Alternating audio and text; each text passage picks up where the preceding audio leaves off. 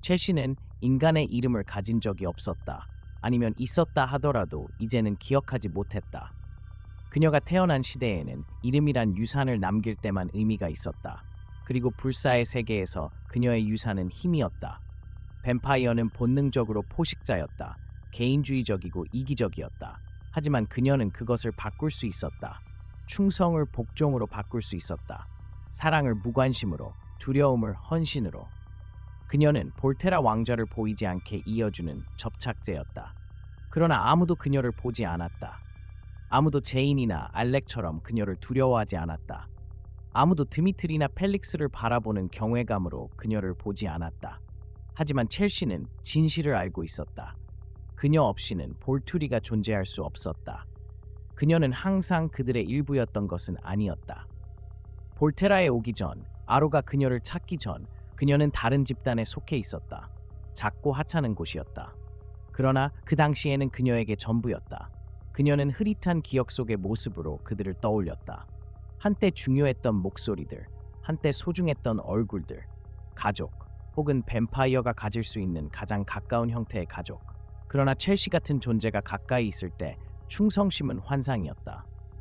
아로가 그녀를 찾았을 때, 그녀의 힘을 느꼈을 때 그는 선택지를 주지 않았다. 너야말로 우리가 필요로 하는 존재다. 그리고 첼시는 저항할 수 없었다. 강요당해서가 아니었다. 그녀 자신의 능력이 그녀를 배신했기 때문이었다.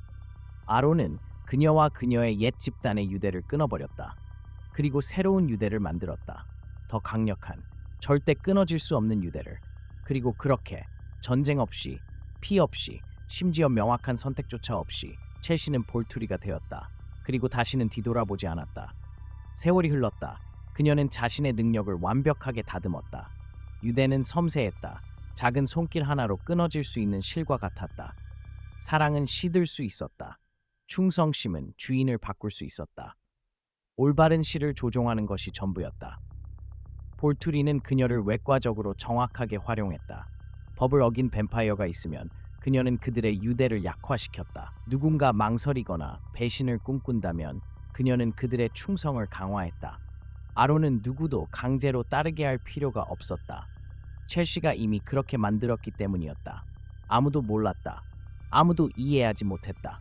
그러나 볼투리의 모든 하인들, 그들 모두 그녀의 것이었다.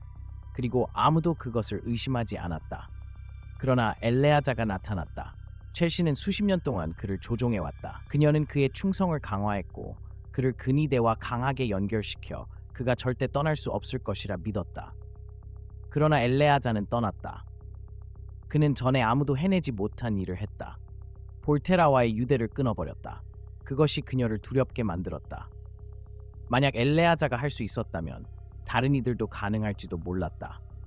그리고 만약 누군가가 그녀의 능력을 저항하는 방법을 알아낸다면 볼투리는 어떻게 될 것인가? 첼시는 아로에게 말하지 않았다. 그녀는 그가 그녀의 실패를 알게 하고 싶지 않았다. 그녀의 힘이 절대적이지 않을 수도 있다는 사실을 알게 하고 싶지 않았다. 그러나 엘레아자가 떠난 이후 그녀는 다른 이들을 더 주의 깊게 관찰하기 시작했다. 그리고 그녀는 그것을 보았다. 금이 가기 시작한 것을. 근위대 일부의 충성심 속에서 발견된 미세한 균열들을. 펠릭스는 충성스러웠지만 아로에 대한 애정은 없었다. 드미트리는 치명적이었지만 단지 다른 선택지가 없었기 때문이었다. 제인, 알렉, 레나타, 그들은 모두 볼투리의 절대적 우위를 믿고 있었다. 하지만 만약 언젠가 그들이 믿음을 잃는다면 첼시는 잠들지 않았다. 잠들 수 없었다. 그러나 만약 가능했다면 그녀는 이 공포의 악몽을 꾸었을 것이다. 렌즈미 소식이 볼테라에 도착했을 때 첼시는 이전과 다른 감정을 느꼈다. 아로는 그녀를 불러 상황을 분석하라고 했다. 친애하는 나의 첼시, 근위대를 더욱 면밀히 지켜봐줘야겠군. 그는 항상처럼 부드럽게 말했다. 첼시는 고개를 끄덕였다. 그러나 그녀는 이미 그렇게 하고 있었다는 것을 알고 있었다. 그리고 그녀가 무시할 수 없는 것이 있었다. 무언가가 변화하고 있었다. 그녀의 능력으로도 멈출 수 없는 무언가가. 볼투리의 시대가 끝나가고 있었다. 그리고 그녀의 존재 내내 처음으로 그 순간이 오면 첼시는 자신이 올바른 편에 서 있을지 확신할 수 없었다. 첼시는 전에 한 번도 두려움을 느껴본 적이 없었다. 몸을 얼어붙게 만들고 모든 것을 의심하게 만드는 그런 두려움은 더욱더 없었다. 그녀는 항상 볼툴이 권력에 보이지 않는 설계자였다. 그녀는 언제나 필요했다. 그러나 수세기 만에 처음으로 아로와 그의 경호대가 포크스로 향하는 동안 그녀는 다가오는 일을 통제할 수 있을지 확신할 수 없었다. 컬렌 가문과의 대립은 피할 수 없었다. 르네즈미는 새로운 존재였다. 그녀가 이해할 수 없는 무언가였다. 그녀가 조종할 수 없는 유대였다. 그러나 그녀를 불안하게 만든 것은 소녀가 아니었다. 그것은 동맹이었다. 너무나 많은 뱀파이어들. 그녀가 강화하지 않은 어떤 것에 의해 결속된 너무나 많은 의지들. 그녀가 컬렌 가문의 증인들을 바라보았을 때 느껴서는 안 될 감정을 느꼈다. 공허함. 조종할 실이 없었다. 그녀는 이 동맹을 깰 수 없었다. 왜냐하면 그것은 그녀가 만든 것이 아니었기 때문이다. 그것은 진정한 충성이었다. 신뢰에서 태어난 것이었다. 조종이 아니라. 그리고 처음으로 첼시는 컬렌 가문의 진정한 힘을 깨달았다. 그들은 그녀 같은 사람이 필요하지 않았다. 그들은 누구의 충성도 강요할 필요가 없었다. 그들은 그녀를 전혀 필요로 하지 않았다. 아론은 그의 평소 외교적 방식으로 시도했다. 그는 갈등을 완화시키려 했고 증인들 사이에 의심을 심으려 했다. 첼시도 그녀의 능력을 펼쳤다.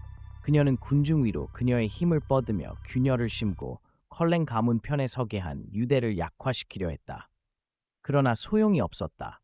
그녀는 그들의 결속을 깨뜨릴 수 없었다. 그들은 이미 선택을 마쳤다. 그리고 가장 끔찍한 것은 그 순간 첼시도 이미 선택을 했음을 깨달은 것이었다. 앨리스가 도착했을 때, 그녀가 미래의 비전을 보여주었을 때 첼시는 모든 것이 무너지는 것을 보았다. 그녀는 아로의 눈에서 공포를 보았다. 카이우스의 눈에서 처음으로 흔들리는 의심을 보았다. 마르쿠스의 표정을 보았고, 그리고 그는 이 순간을 수세기 동안 기다려왔다는 것을 깨달았다. 그리고 첼시가 느낀 것은 안도가 아니었다. 그것은 자유였다. 왜냐하면 처음으로 그녀가 수세기 동안 엮어온 보이지 않는 실들이 더 이상 중요하지 않았기 때문이다. 볼투리는 무적이 아니었다. 그들은 신이 아니었다. 그리고 첼시는 더 이상 그들의 도구가 되고 싶지 않았다. 볼투리가 물러났을 때 첼시는 한마디도 하지 않았다. 그러나 그녀의 마음속에서는 이미 결정을 내리고 있었다. 오늘은 아니었다. 내일도 아니었다. 그러나 언젠가 그녀는 떠날 것이었다. 그리고 그날이 오면 그녀는 다시는 강제로 돌아가지 않도록 만들 것이었다. 어쩌면 마침내 그녀의 의지는 그녀의 것이 될 것이었다.